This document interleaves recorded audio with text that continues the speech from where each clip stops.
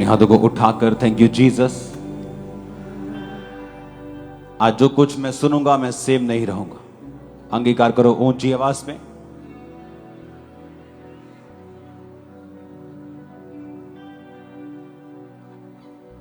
जो कुछ मैं सुनूंगा मैं सेम नहीं रहूंगा।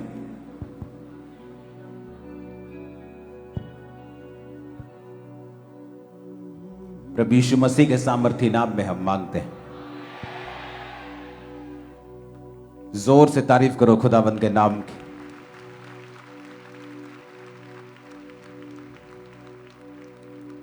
आप तैयार हैं वचन को सुनने के लिए? अपनी डालियों को उठाकर आंखों को बंद कर लो और कहो कि जिस तरह प्रभु यीशु मसीह का स्वागत हुआ था,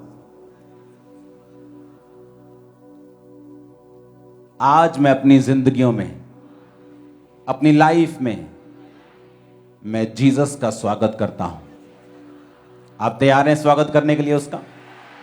आंखों को बंद करो, अपने हाथों को उठाओ। जिसके पास डाली नहीं भी है वो अपने हाथों को उठाकर बोले, खुदावन जिस तरह यरूशलेम में डालियों के साथ तेरा स्वागत हुआ, मैं अपनी जिंदगी में आपका स्वागत करता हूं। अंगीकार करो ऊंची आवाज में।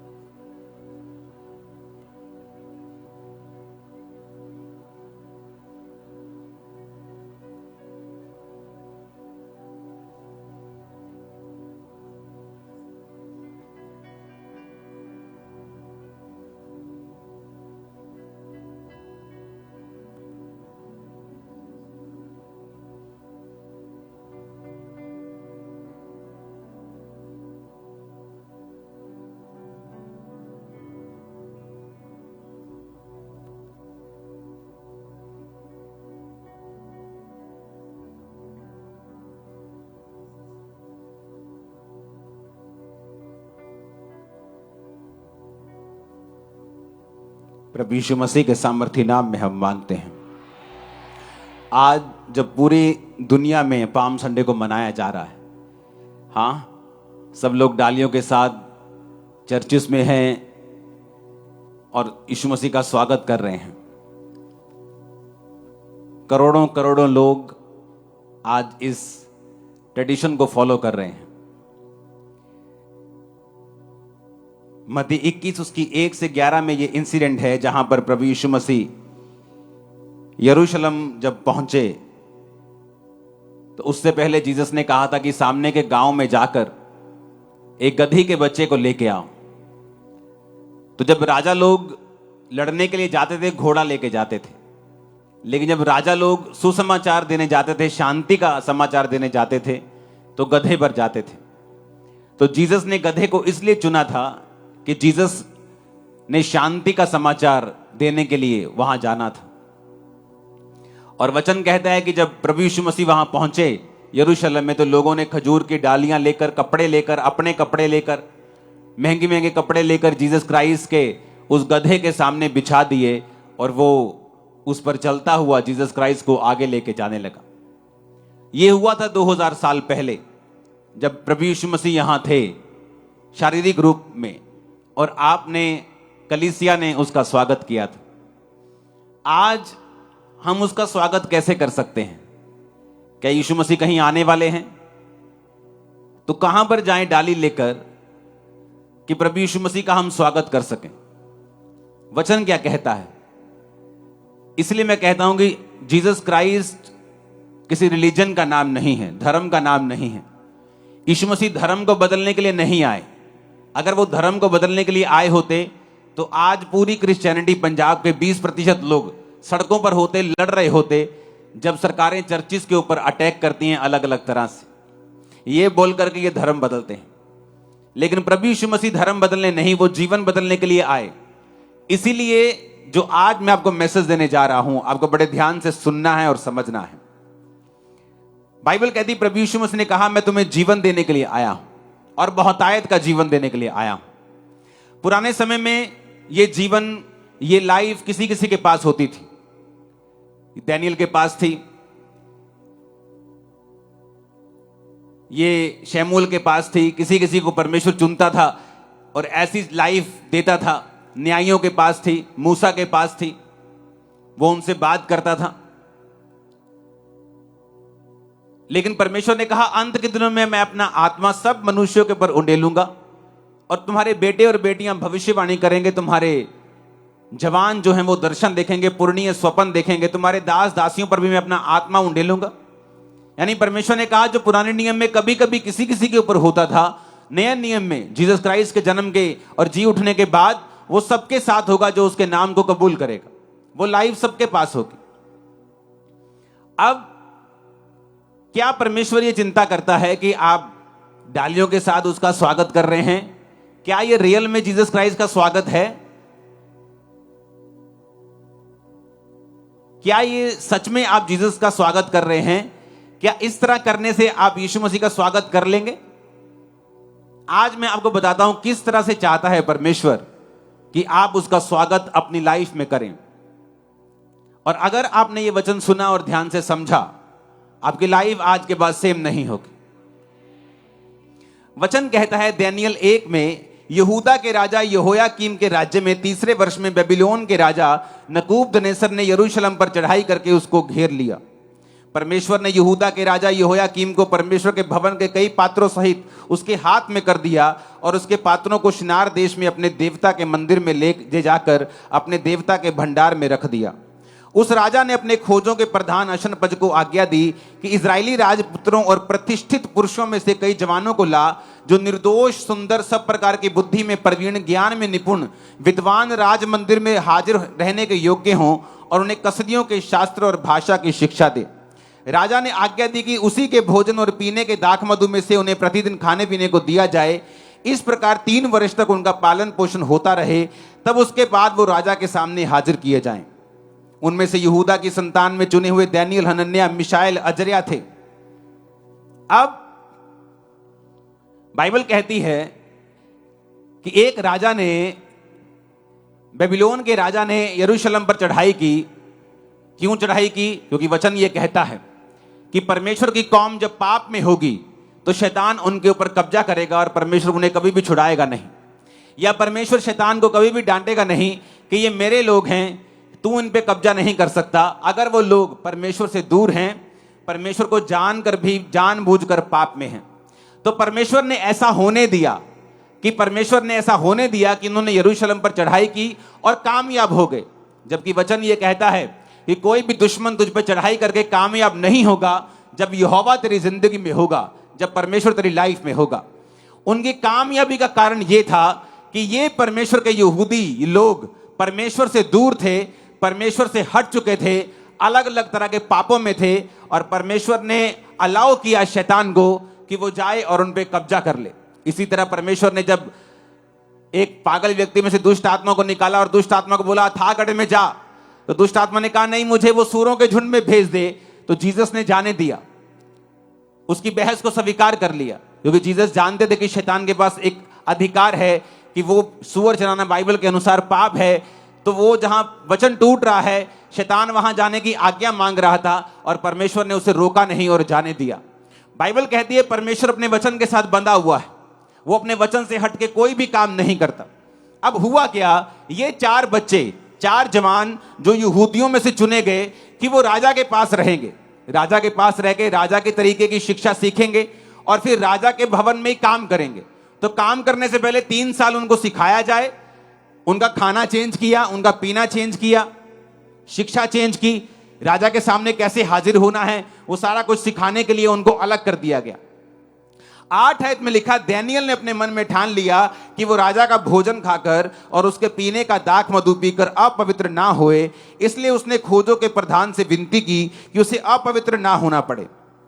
अब दानियल जो था उसने कहा, अगर आप बेबीलोन को देखेंगे मैप के ऊपर, अगर मैप है तो उसे आप अपनी स्क्रीन के ऊपर दिखाएंगे स्विचर टीम,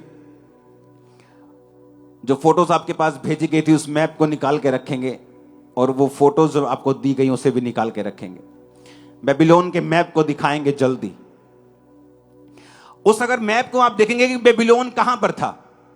बेबीलोन एक ऐसी जगह के ऊपर था जहां तीनों दिशाओं में समुद्र लगता था। तब जब बेबीलोन आज से 2000 साल के पहले से, मैं बात यीशु मसीह के जन्म से भी सैकड़ों साल पहले की बात कर रहा हूं, तो वहां पर तीन जगहों के ऊपर तीनों दिशाओं में समुद्र लगता था।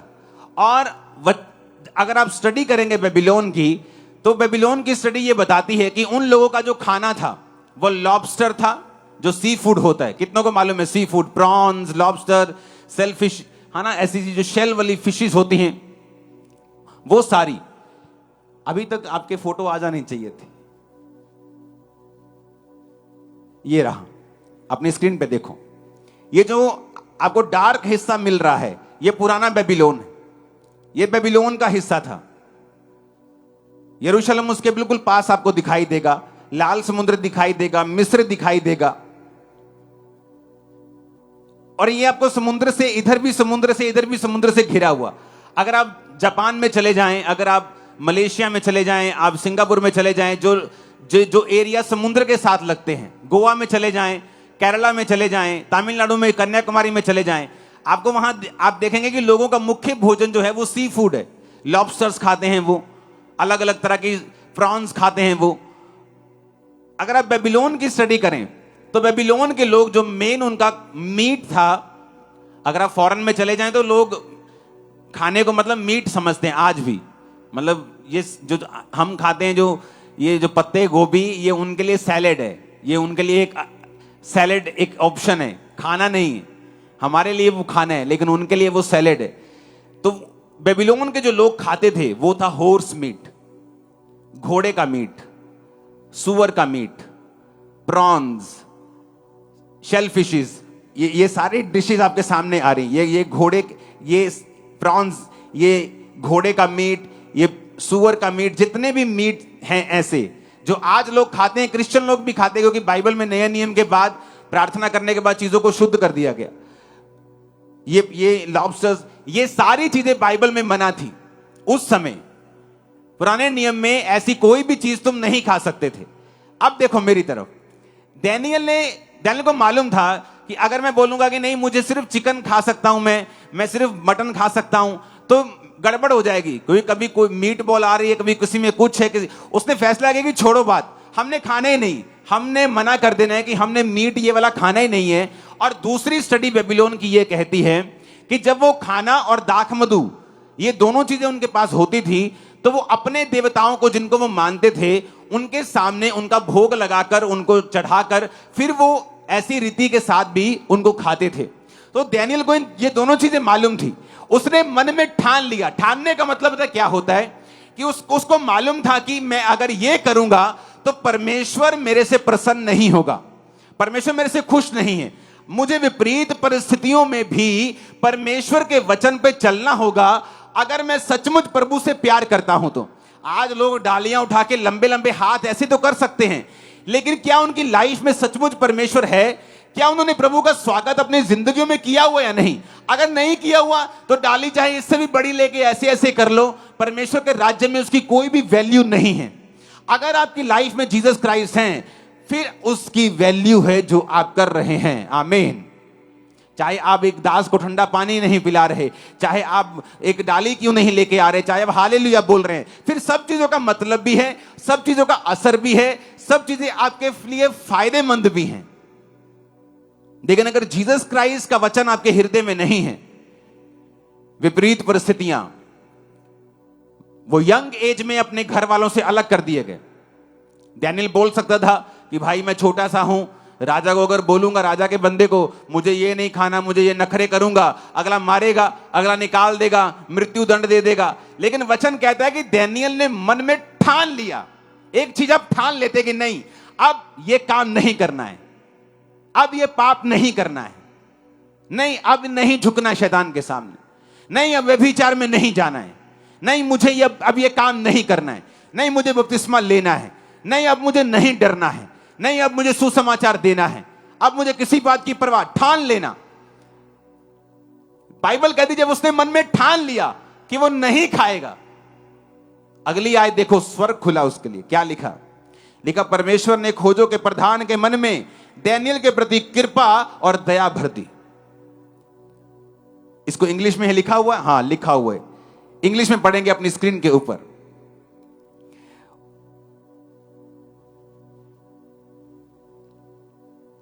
मैं उसको इब्रानी भाषा में पढ़ूंगा।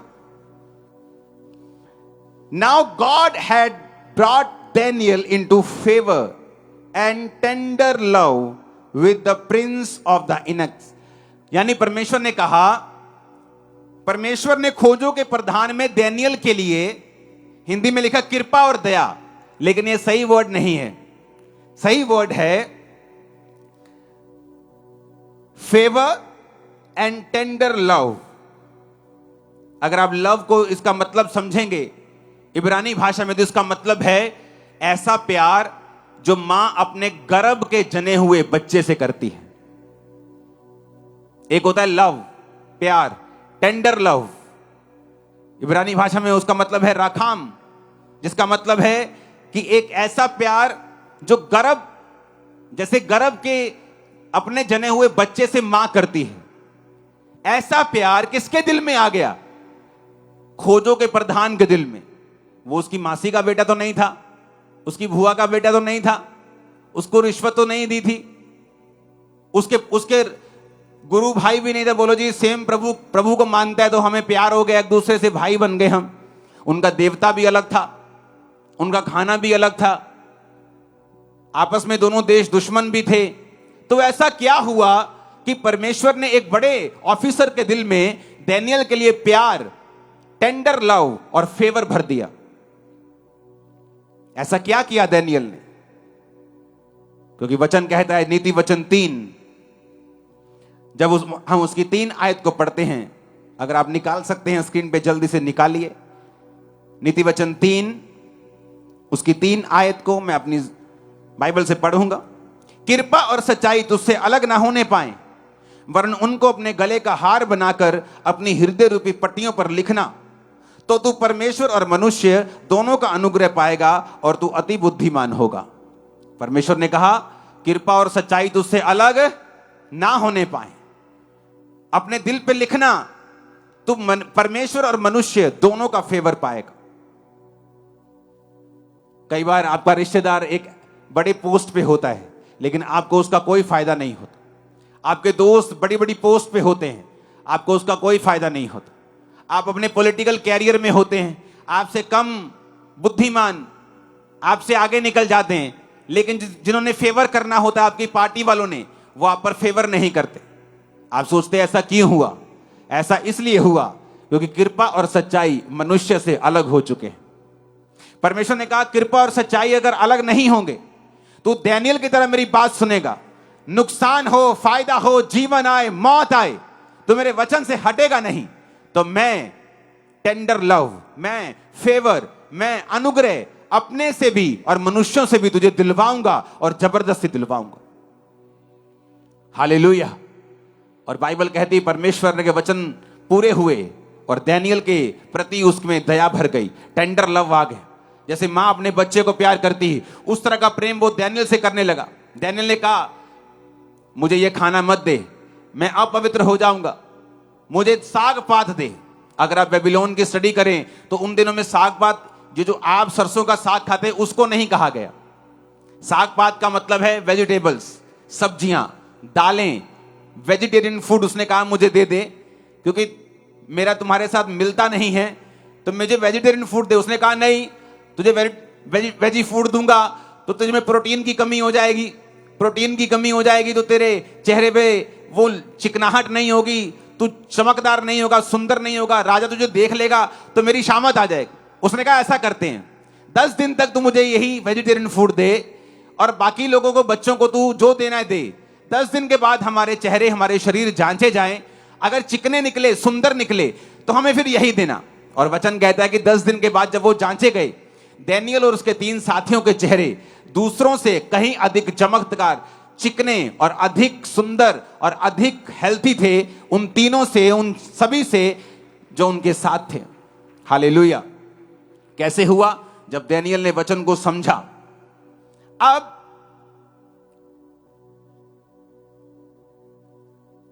16 आयत में लिखा, वो मुखिया फिर उनका भोजन और पीने के लिए ठहराया हुआ दाख मधु छुड़ाकर उनको साग पात देने लगा। बात बन गई। जब मुखिया ने देखा कि ठीक है, वेजिटेरियन फूड से तुम्हारा कुछ भी नुकसान नहीं हुआ, तो बाइबल कहती है वो उनको फिर वेजिटेरियन फूड देने लगा। फिर हुआ क्या? आपको मालूम होगा कि दानियेल के ऊपर मौत की घोषणा हुई थी। किसको मालूम है? कहां हुई थी? ऊंची आवाज में बोलो, कहां? ऊंची बोलो। नो, शेरों की मान से पहले हुई थी। वो बाद में हुई थी। उससे पहले भी उस पर मौत की घोषणा हुई थी। मालूम? बाइबल कहती है एक दिन राजा को सपना आया और उसने कहा सब तांत्रिक, सब पंडित, सब बुला लो। सब आ गए। उसने कहा मेरे सपने का अर्थ बताओ। कहते ठीक है मालिक, सपने का अर्थ बता देंगे, सपना तो बताओ। कहता नहीं, सपना भी नहीं बताऊंगा।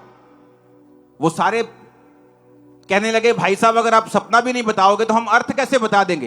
ये तो कोई देवता ही बता सकता है, हम तो नहीं बता सकते।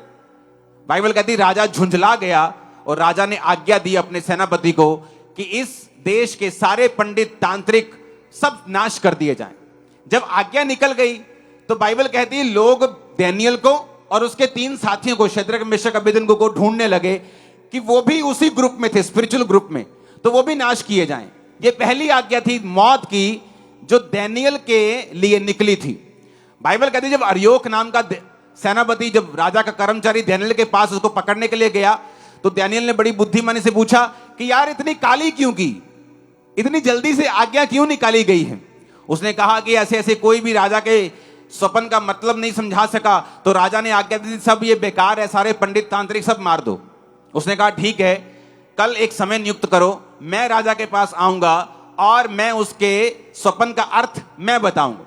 दानियेल घर में गया, तीनों साथियों को बोला, शद्रक, मेशक, अबेदनगो को, कि ऐसे ऐसे राजा ने आज्ञा निकाली है, तो हम तीनों भी, चारों भी साथ में मरेंगे। तुम प्रार्थना करो कि परमेश्वर अपने भेदों को दे। और बाइबल कहती है रात को परमेश्वर ने सपने में दानियेल को वो सारा सपना बताया जो राजा को आया था। हुआ कैसे? क्या ये इमरजेंसी घटना थी? क्या एकदम से एक इमरजेंसी हुई और दानियेल ने प्रार्थना की और सडनली उसका गिफ्ट काम करना शुरू कर गया? ऐसा नहीं था। यह घटना तब हुई, यह गिफ्ट तब काम कर रहा था जब दानियेल उस खाने को मना कर रहा था। क्योंकि 17 आयत में लिखा है जब मुखिया ने उनका भोजन छुड़ा दिया, 17 आयत में लिखा परमेश्वर ने उन चारों जवानों को सब प्रकार की विद्याओं में बुद्धिमानी और प्रवीणता दी और दानियेल सब प्रकार के दर्शन और स्वप्न के अर्थ का ज्ञानी हो गया। हालेलुया। जोर से हालेलुया बोलो, खड़कने वाला जरा। कब कब कब हुआ ऐसा? जब भी, मेरी बात कान खोलकर सुनना, जब भी तुम अपने स्वाद, अपने जीवन, अपनी इच्छाओं, अपनी अभिलाषाओं को मार दोगे, कुछ ऐसा पैदा होगा जो फ्यूचर में तुम्हें जीवन देगा। मैं आपको सच कह रहा हूं। वो गिफ्ट जो दानियेल के पास था राजा का स्वप्न बताने का, जब वो राजा के सामने गया, राजा ने कहा बता चल। उसने कहा राजा तूने एक मूर्ति देखी है जिसका सिर सोने का है, छाती और भुजाएं चांदी की हैं, पेट और जांघ पट पीतल के हैं, टांगे नीचे वाली लोहे की हैं, पांव उंगलियां लोहे और मिट्टी की हैं। और उसने अर्थ समझाया और राजा दानियेल के सामने दंडवत कर गया, सिर झुका दिया और कहा कि सचमुच परमेश्वर तुम्हारे बीच में है। हुआ कैसे? लोगों को यह बात मालूम नहीं। क्रिश्चियनिटी की शुरुआत तुम्हारी लाइफ में होती है जिस दिन तुम अपनी जीभ के ऊपर, अभिलाषाओं के ऊपर, आंखों के ऊपर कब्जा करना सीख लेते हो। जिस दिन तुम सीख लोगे, फ्यूचर में जो चीज तुम्हें सेव करने वाली है वो आज से परमेश्वर तुम्हारी लाइफ में देना शुरू कर देगा। इमेजिन करो दानियेल डर जाता या स्वाद में बहक जाता। वो सभी खाने की डिशेस पूरी दिखाओ स्क्रीन के ऊपर, चारों डब्बियों में, 4 डब्बियां बना लो इसकी। आप इमेजिन करो, आपके सामने, आपने रोज, आपके सामने मेथी आ रही है, मेथी आलू कोड़े कोड़े, और आपके सामने 4-5 लोग रोज अलग अलग तरह की फाइन डिशेस खा रहे हैं। आप सोच रहे हो यार चंगा मैं मसीह आ गया, मेरा तो सारा काम ही खराब हो गया। खा मेथी रहे हैं, देख उसके चिकन रहे हैं, और पानी निकल रहा है मुंह से कि यार मर गए, भूख लगी है, क्या करें। चलो हमारी मजबूरी है, हमने कौन सा खुद कहा है, हमें तो खाना ही पड़ेगा, हम किसी के पास अधीन हैं, हम तो किसी के गुलाम हैं। वो रोज उनको खाता हुआ देखता था, पर अपनी जीभ के ऊपर काबू किया। प्रॉब्लम यह है कि आपकी लाइफ में आपने जीसस का स्वागत नहीं किया हुआ। अगर किया होता, जब आप मोबाइल चला रहे हैं और फेसबुक चला रहे हैं और एक नंगी औरत आपके सामने आती है, आप उसको स्किप कर देंगे, क्योंकि आपको मालूम है आपकी आंखों पर के कंट्रोल के बाद कुछ पैदा होगा जो स्पिरिचुअल होगा, जो लाइफ सेविंग होगा, जो फ्यूचर में आपकी महिमा करेगा। प्रॉब्लम क्या है? सोचो अगर डैनियल खाता रहता तब तो उसे कुछ नहीं होता, वो मरता थोड़ी, बल्कि राजा उसको अपने राजा उसको अपने काम देता, उसको वो सीखा हुआ था। लेकिन जिस दिन ये आज्ञा निकली कि अगर तुम में से कोई भी मेरे सपने का अर्थ नहीं बता पाएगा, भाई साहब मैं गारंटी देता हूं डैनियल उस दिन मर जाता। चाहे यह घटना 15 साल बाद की है, चाहे 20 साल बाद की है, क्योंकि डैनियल को परमेश्वर स्वप्नों का, अर्थों का ज्ञानी नहीं बनाता। क्यों नहीं बनाता? क्योंकि डैनियल स्पिरिचुअल नहीं था। परमेश्वर उसको क्यों दर्शन देगा? अब परमेश्वर, आप बोलेंगे कि अगर मैं स्पिरिचुअल हूं तो क्या परमेश्वर मुझे भी स्वप्न बताएगा, ज्ञान देगा, दर्शन देगा? नहीं। हर एक व्यक्ति की कॉलिंग अलग है। परमेश्वर को मालूम था आने वाले समय में मैं राजा को दर्शन दूंगा, मैं राजा को सपना दूंगा, वो सपने का अर्थ किसी को मालूम नहीं होगा, डैनियल को मैं बताऊंगा, और इस वजह से डैनियल और उसका साथी ऊंचे किए जाएंगे, उनका पद ऊंचा किया जाएगा। तो ये परमेश्वर की मर्जी थी कि वो डैनियल को वो देगा जो उसके फ्यूचर में उसके लिए लाभदायक है और उसको बचाने वाला है। आप अगर परमेश्वर में चलेंगे, दिमाग पर काबू रखेंगे, जीभ पर काबू रखेंगे, डर पर काबू रखेंगे, आंखों पर काबू रखेंगे, परमेश्वर आपको आज वो देगा जो कल आपको सेफ करेगा, ऊंचा करेगा, ग्लोरियस करेगा, इज्जत देगा, महिमा को बढ़ाएगा। आमीन। ऊंचा चाहिए। कितने मेरी बात को समझ रहे हैं? अच्छा, बहुत लोगों को क्या लगता है, एक ग्रुप में 5 लोग हैं, एक सेवा में 100 लोग सेवा कर रहे हैं, 50 व्यभिचार में हैं, 50 पवित्रताई में हैं। जब वो चलते जाते हैं, सबकी प्रमोशन होती है, उसे लगता है ले मैं पाप दे विच हां, एदी भी तनख्वाह 25 हो गई, 30 हो गई, मेरी भी 30 हो गई, ये भी ठीक ठाक है, अपा भी ठीक ठाक है, ये भी बाइक पे आता है, मैं भी बाइक पे आता हूं। लेकिन बात वो नहीं है, तब फर्क नहीं पड़ेगा। लेकिन एक समय आएगा जब फर्क दिखेगा भी, नुकसान भी होगा और फर्क भी दिखेगा, और तब वो इरिवर्सिबल होगा। तुम उसे रिवर्स नहीं कर पाओगे, तब से तौबा करके आगे चल पाओगे, लेकिन वो सब चीजें नहीं कर पाओगे जो आज तुम कर सकते हो अगर तुम प्रभु के वचन पे चले तो। और ये धोखा है, और शैतान देता है, उसे लगता है वो लोगों को सिखा देता है, कोई फर्क नहीं पड़ेगा। क्योंकि डैनियल को तब फर्क नहीं पड़ता, वो खाता पीता, दाख मधु पीता, एंजॉय करता, वाइन पीता अलग अलग तरह की। आज स्कॉच चल रही है, आज दाख मधु चल रहा है, आज रेड वाइन चल रही है, व्हाइट वाइन चल रही है, शैंपेन चल रही है, आज खाना चल रहा है, हॉर्स मीट आ रहा है, स्टेक आ रही है, आज प्रॉन्स आ रहे हैं, लॉबस्टर आ रहे हैं, चलने दो। लेकिन कितने साल तक? 10 साल, 15 साल। उसके बाद एक परीक्षा आती जिसमें वो मरता और सदा के लिए चला जाता। जिस तरह बहुत से यहूदी मर गए, उनका नाम कुछ बाइबल में है, कुछ का नहीं है। डैनियल भी उनमें होता, वो उस भीड़ में वो भी शामिल हो जाता, उसका नाम हम जानते भी नहीं, लेकिन उसका नाम आज हम क्यों जानते हैं? उसने फैसला किया, मैं स्वाद के पीछे नहीं जाऊंगा, मैं डरूंगा नहीं, कोई कुछ भी हो जाए, मेरे को मार दे, मेरे को रख ले, मेरे को बंधुआ मजदूर बना ले, मेरे को जेल में डाल दे, मेरे को सख्त मजदूरी का हुक्म दे दे, मैं ये नहीं खाऊंगा। ठान लिया। और परमेश्वर ने उसे निशानी दी कि देख, टेंडर लव, ऐसा लव जो मां बच्चे से करती है। देख, खोजों के प्रधान के मन में परमेश्वर ने डाल दिया। जब आप परमेश्वर में चलने की कोशिश करते हो और चलते हैं, आपको निशानियां मिलती हैं। आपको वो मिलता है जो लोगों को नहीं मिल रहा, फेवर मिलता है, लाइफ आसान होती है, पीस आता है, शांति आती, चीजें आसान होनी शुरू होती। जस्ट एक निशानी आपको मिलती है, आपको इनकरेज करने के लिए कि अभी आपको और बढ़ना है और परमेश्वर में चलना है। कितने मेरी बात को समझ रहे हैं? और सोचो, अगर आप पाप में हैं और हाथ में डाली पकड़ी है, तो परमेश्वर के लिए तो कॉमेडी है ना। आप नहीं है कॉमेडी? वो कॉमेडी है ना।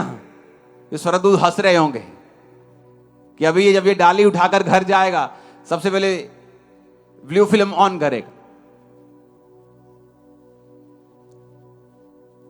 तो वो कॉमेडी है, ये फिर कॉमेडी होगी, क्योंकि रियल स्वागत वही कर रहा है जो वचन पे चल रहा है।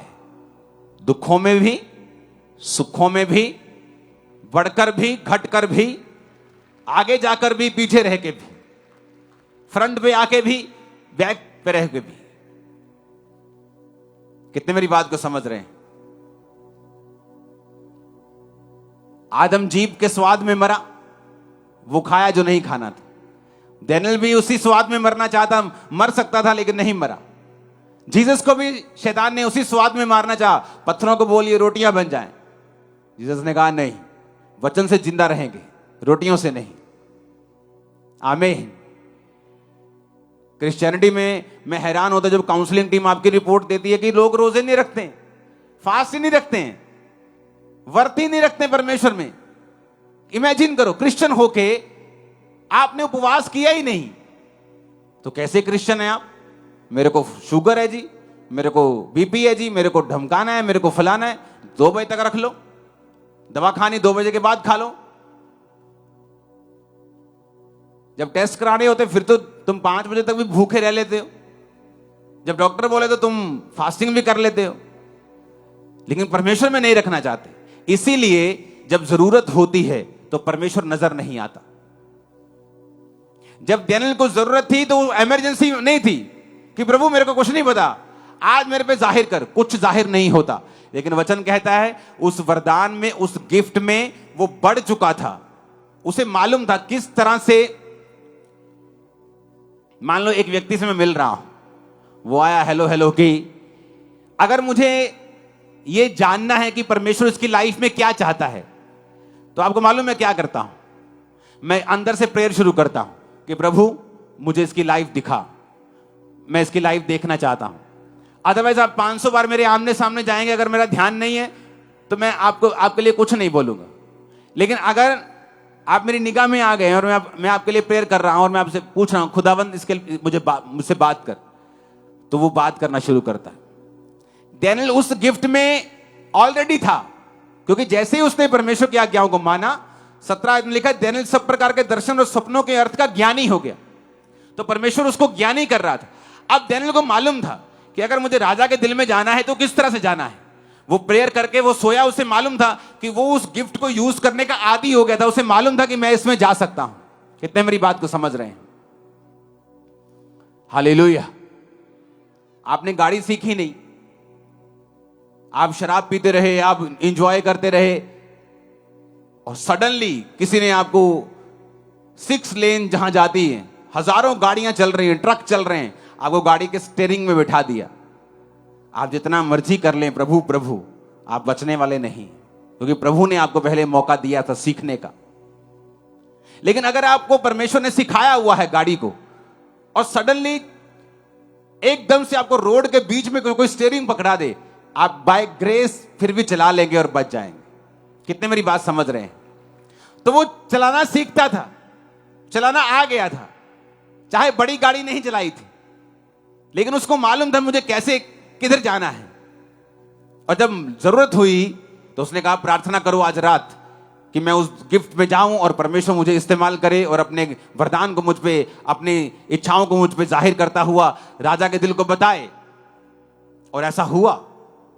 लेकिन उस बड़े वरदान की शुरुआत कहां हुई? जीभ के स्वाद और डर से मुक्ति पाने के लिए। मैं नहीं डरूंगा, राजा का भोजन नहीं खाऊंगा, ये टेस्टी लगे, अपीलिंग लगे, सुंदर लगे, शरीर के लिए अच्छा लगे कि चलो शरीर होगा तो सेवा करेंगे, खाओ चलो कोई बात नहीं, मीट तो मीट ही है। कोई बहाना नहीं लगाया। और वचन कहता है परमेश्वर ने उसे फेवर दिया, मनुष्यों का भी दिया, अपना भी दिया। हेवनली सपनों का अर्थ बताने का, स्वर्गीय सपनों का अर्थ बताने का वो ज्ञानी हो गया। और धरती के ऊपर जो उसके आसपास लोग थे, बड़े बड़े ऑफिसर्स थे, वो उसके हक में बोलने लगे। मनुष्यों का भी फेवर आया और परमेश्वर का फेवर भी आया। अगर जीसस क्राइस्ट को अपने दिल में नहीं लिया हुआ तो आज डाली के साथ तो स्वागत कर लिया है, अब अंदर भी कर लो उसका स्वागत। आमीन। नहीं तो फ्यूचर में शैतान डंडा लेके खड़ा है। मैं आपको सच कह रहा हूं, वो नाश वाला डंडा लेके खड़ा है। फिर इमरजेंसी में जब तुम रोओगे और चिल्लाओगे, कुछ मिलेगा नहीं। प्रभु पे इल्जाम लगाओगे, परमेश्वर के खिलाफ कुड़कुड़ाओगे, कुछ मिलेगा नहीं, क्योंकि उस पर कोई केस नहीं कर सकता। कहां लेके जाओगे? किस कोर्ट में परमेश्वर को लेके जाओगे? बाइबल कहती वो जजों का जज, राजाओं का राजा है। कहां घड़ीसोगे उसको? कहीं नहीं। वो चाहे तुम्हें घड़ीस सकता है, तुम नहीं कर सकते। तो बेटर यह है कि आज से काबू रखें अपनी लाइफ के ऊपर, ताकि परमेश्वर फ्यूचर में हमें सेव करके रखे, बचा के रखे।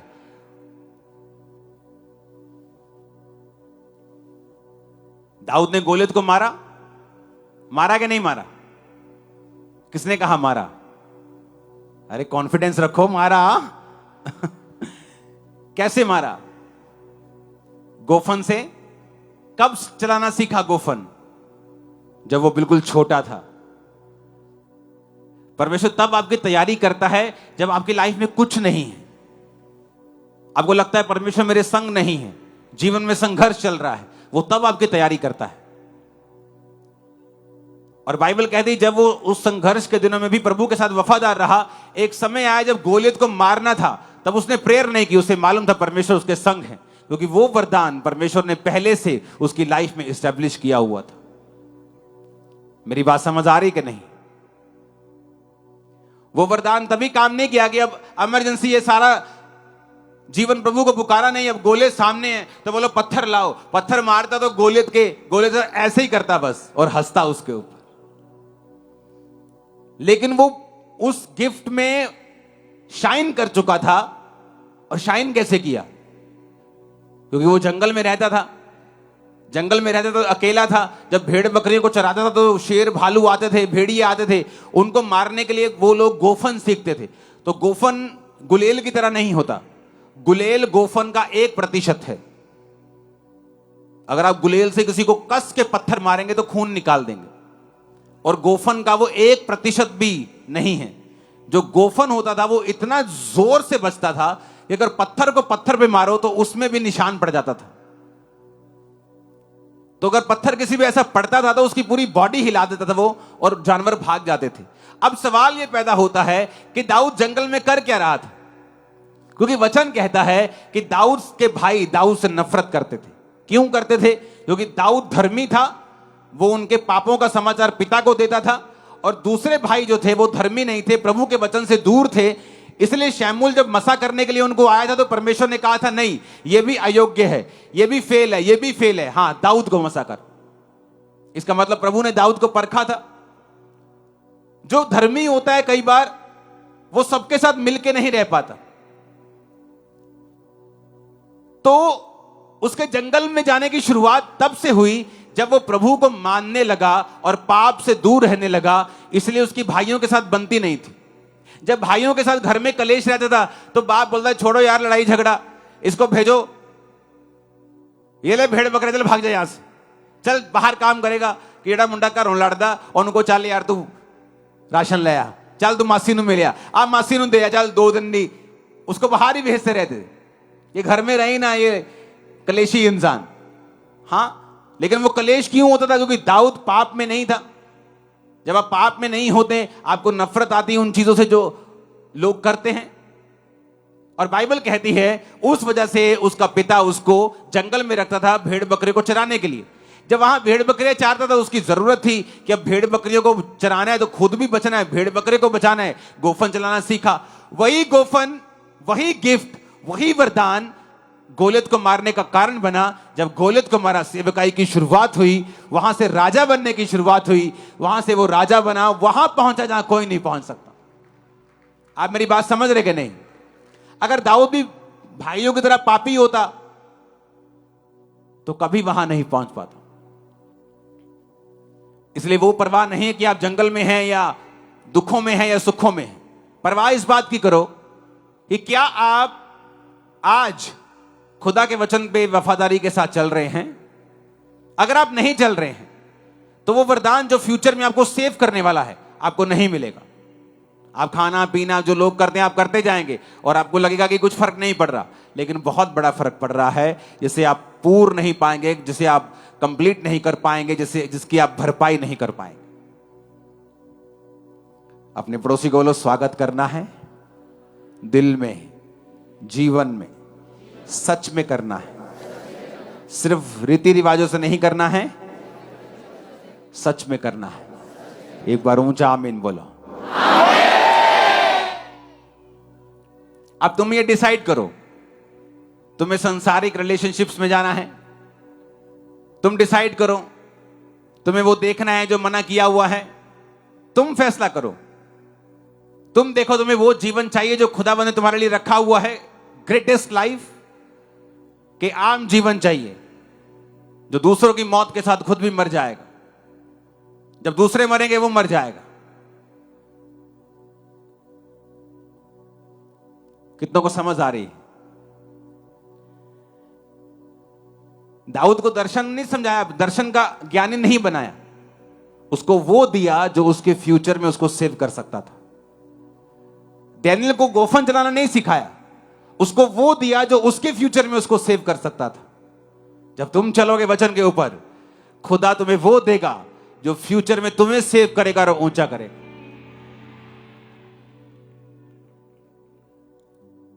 जिस दिन ये वचन समझ आ जाएगा, लाइफ सेटल हो जाएगी। अब देख लो, चुगलियां करनी है घर बैठकर वेले टाइम में,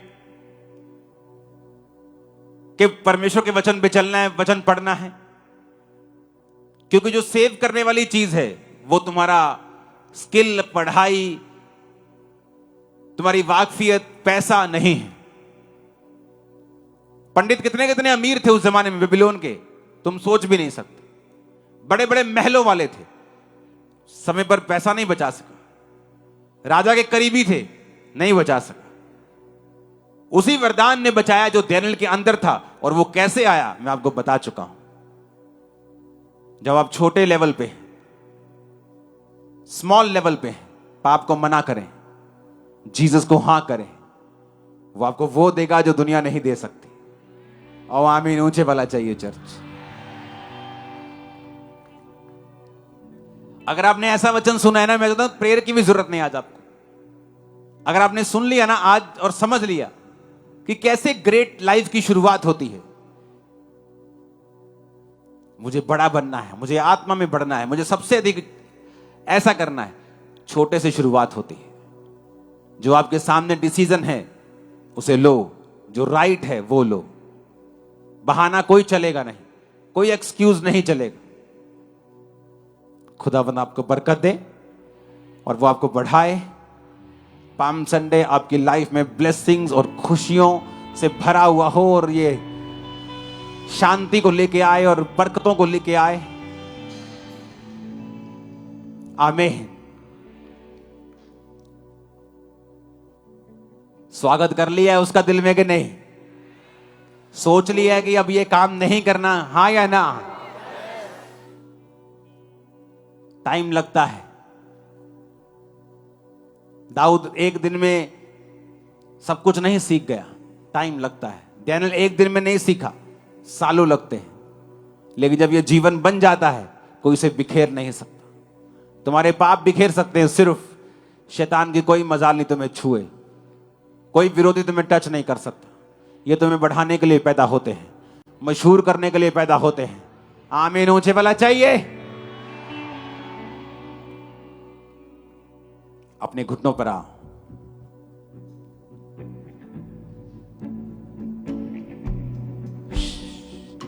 ऊंची आवाज में बोलो, मैं जीसस का अपनी जिंदगी में स्वागत करता हूं।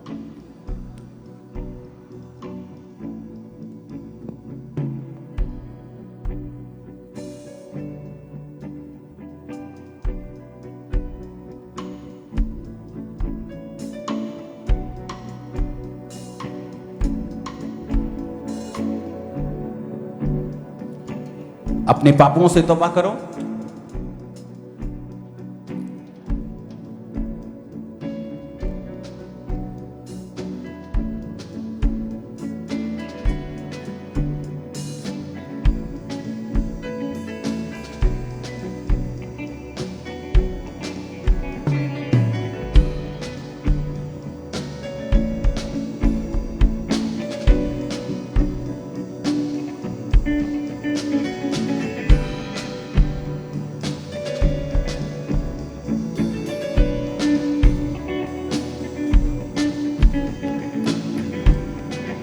अगर आज आप ये वचन सुनेंगे, अपने पापों से तौबा करेंगे, जीसस का रियल में वेलकम करेंगे, मैं आपको ये प्रॉमिस करता हूं स्पिरिट में, इसी ईस्टर से आपको निशानियां और चिन्ह मिलने शुरू हो जाएंगे।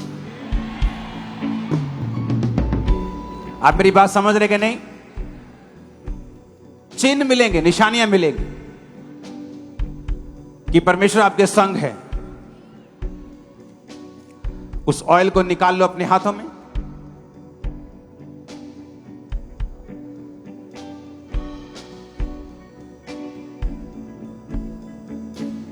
और जब प्रार्थना शुरू होगी, आप उस ऑयल को अपने सिरों पर, अपनी बॉडीज के ऊपर लगाएंगे।